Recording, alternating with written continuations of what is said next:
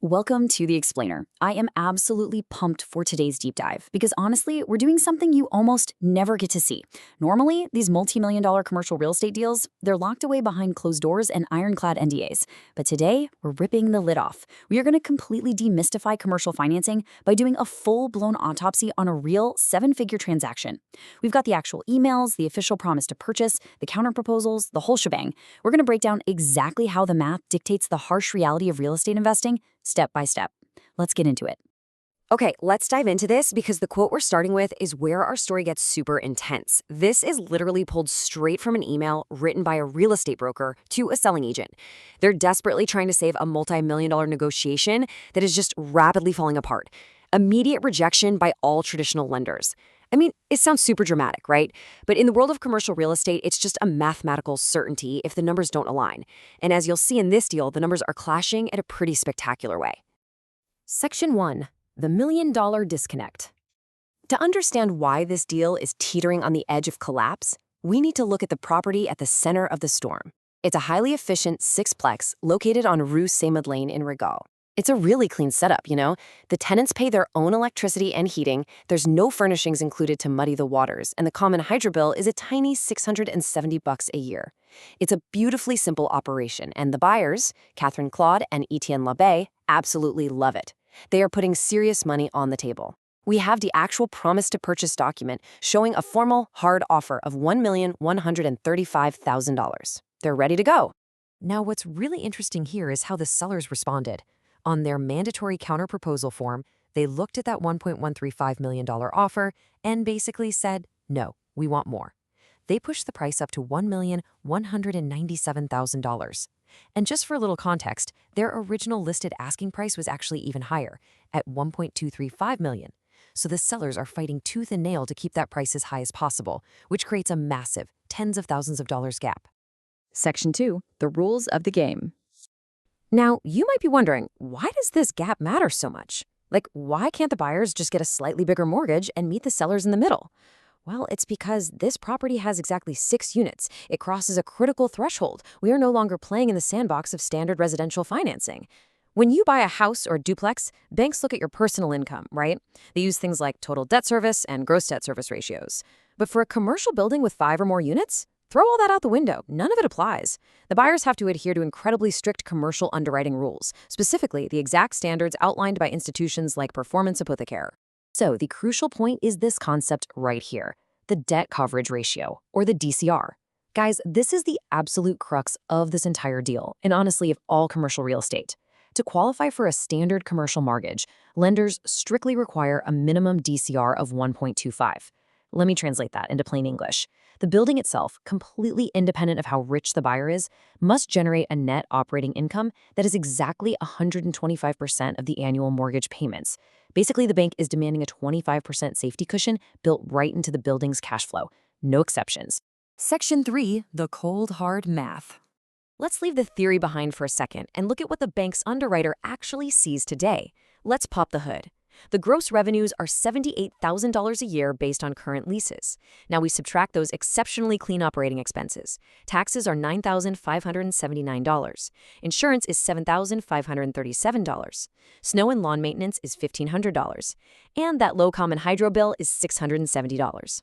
You subtract all that from the gross, and we arrive at the actual net operating income, the NOI. It comes out to exactly $58,714 per year. I want you to burn that number into your mind because right now this is literally the only number the bank actually cares about. And here is the jarring reality that actual NOI creates. Remember that 1.25 DCR rule we just talked about? Well, if you take that $58,714 of NOI and divide it by 1.25, you get $46,971. That is the absolute maximum annual mortgage payment this building can support. Period. If we apply today's commercial rates, which are roughly 5.75% amortized over 25 years, $630,000 is the absolute maximum bank loan a buyer can get on this building as it sits today. And this brilliantly illustrates the real problem. The disparity is just massive. The seller's original listed price is way up in the clouds at $1.235 million. Their supposed compromise is almost $1.2 million. But the sobering reality of commercial underwriting is stuck way down at the bottom, a maximum traditional loan of just $630K. That is roughly a $500,000 gap. Think about it like this. If the buyers were somehow foolish enough to try and get a loan for the seller's asking price of $1.235 million, they'd need a loan of nearly $1 million. The annual payments on that would easily push past $70,000. If you divide the building's actual income of $58K by a $70,000 mortgage payment, you get a disastrous debt coverage ratio of 0.83. Remember, the bank requires a 1.25. A 0.83 means the building is literally bleeding money every single month, and that is exactly what triggers that immediate rejection by all traditional lenders we saw in the email. Section 4. The Value Add Bridge. So with traditional banks totally out of the picture at these higher prices, you've got to wonder, why are the buyers still fighting for this deal? Well, it's because they have a specific strategy. Let's move to and see how this builds across their timeline. Since traditional banks won't touch this based on current rents, the buyers have a risky but super calculated roadmap. In 2026, they have to use an alternative or private lender for the first 12 to 18 months. That means absorbing painfully high private interest rates. We're talking between 8.5% and 9.5%. Why take on that kind of financial pain? Because in June 2027, 5 of the current leases terminate, and some of those are exceptionally low rents. Plus, they can finally monetize 3 indoor garages that were previously excluded. By 2028, if they execute this business plan perfectly, they project they can easily push the net operating income over $70,000. Section 5. The mathematical ceiling. And this brings us right back to the core thesis of the broker's communication to the seller. He is desperately trying to make them understand that the $1.135 million offer, it isn't some sneaky lowball negotiation tactic. It's a strict, hard mathematical ceiling. Let's summarize the irrefutable facts here. First, banks do not lend on future potential or some rosy pro forma spreadsheet. They only lend on the leases you hold today. Second, those brutal private interest rates of up to 9.5% are going to completely chew up the buyer's returns for over a year. Third, if the buyers pay a higher purchase price today while simultaneously eating private interest rates and doing all the heavy lifting to increase the rents, it just destroys their return on investment. The purchase price has to reflect the cost of that transitional financing. The $1.135 million offer is a clean, guaranteed closing based strictly on what the building actually generates today.